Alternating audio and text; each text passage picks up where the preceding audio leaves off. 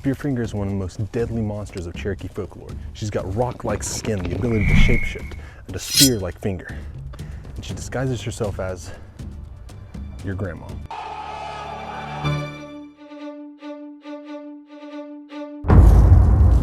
Oh boy. So you may be wondering why this creature disguises herself as your grandmother and what this cruel monster wants. Well, be sure to stick around till the end, because not only am I going to tell you what she is and what she wants, I'm going to tell you a story of how the Cherokee hunters managed to destroy this witch.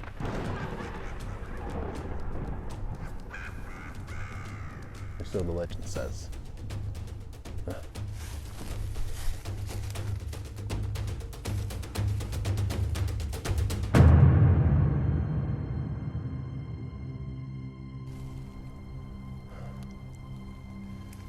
Spearfinger is not really your grandmother. She merely uses this as a ruse so that way she can get closer to you. And as soon as you have your back turned, she'll pierce your heart with, you guessed it, her Spearfinger. So what is Spearfinger?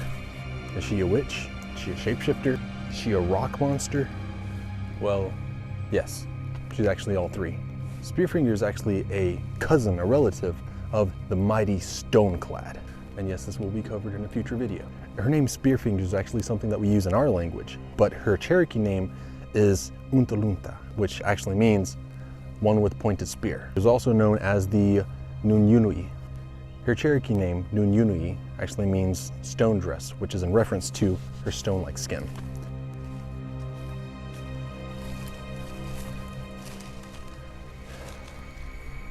Now, because she's a cousin of the mighty Stoneclad, she's gifted with innate magical powers, the ability to shapeshift. However, luckily her powers are severely limited. As long as you have eye contact with her, as long as you see her right there in front of you, she can't turn into any other form.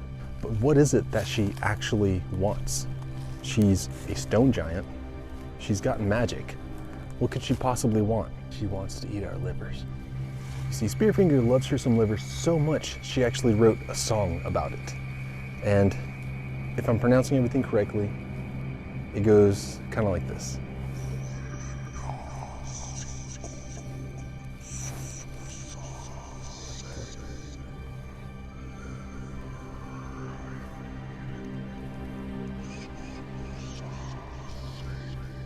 Just like that.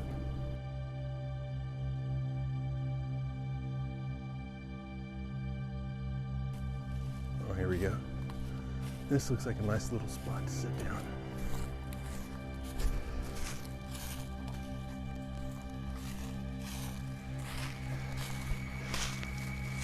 Probably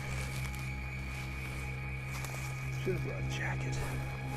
So she's a rock monster with the ability to shapeshift, giant spear-like finger, and she wants to eat your liver.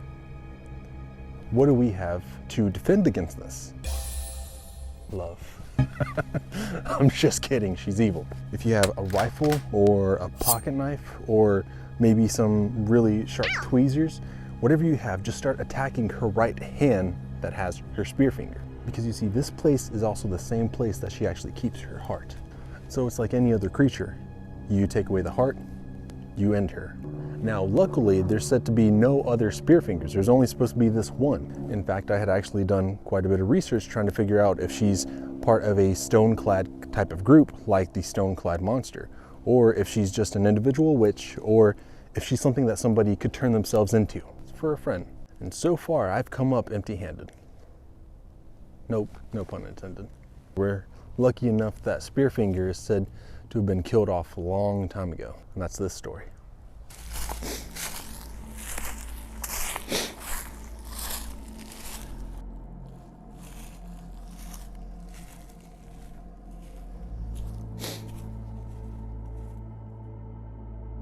The Cherokee called a great council, including Tumotli, Tanasi, Zedeko, and Shoto towns.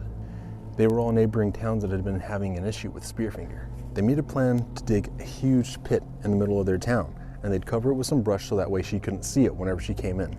Then they started this huge fire that just caused mountains of smoke just to flow into the air.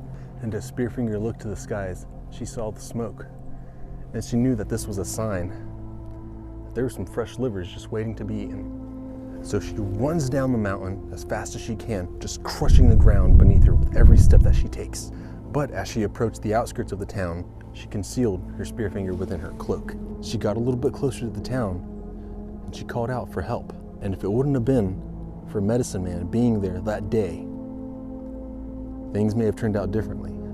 He knew her tricks, and he knew that this would be a show and not tell moment.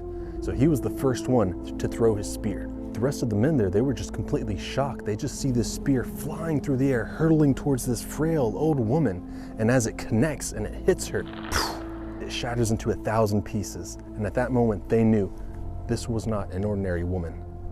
This was Spearfinger. And the surrounding hunters, they just stood in shock as this witch hissed a malevolent cackle. And all at once, the men began throwing spear after spear after spear. And as they connected, each one was deflected by her stone skin. But Spearfinger, as she cackled, she just ran straight towards these men, just waiting to tear apart their soft flesh. But luckily, their plan had worked, and she fell into the pit. So the men surrounded the pit, and they just started firing arrows after arrow after arrow at this witch. But again, to no avail. And Spearfinger, she's in this pit, and she's just swatting her hand back and forth, trying to make one of her attacks connect with one of the men that were just surrounding the pit. But again, nobody was making any progress on either side. And then finally, a celestial being came down from the heavens in the form of a titmoose, a tiny little bird. And this little bird's name was Utsuji. So Utsuji flies over to the hunting party and starts singing, "Unahu, unahu, unahu." And this word, it actually means heart. So all of the men, they began shooting their arrows directly at Spearfinger's chest, but again, to no avail. And unfortunately for Utsuji, because they thought he was lying, they grabbed the little bird and they cut off his tongue. And then he flew off back into the heavens. Now, why they decided in the middle of this life and death battle to grab this tiny little bird and cut its tongue out and then release him, I don't know. There's no good answer for that. But then as Utsuji returned to the heavens, another bird, a chickadee, had come down and he landed right on her Spearfinger. And once they saw how angry and upset this had made Spearfinger, they understood the heart was in her hand. So they began hacking and slashing away at the wrist of Spearfinger, and she's just flailing around trying to keep them away from her. But finally, her wrist was severed. Her heart was severed, and she fell limp to the bottom of the pit. But her hand twitched and twitched and twitched, and then it was still. The curse of Spearfinger had ended that day.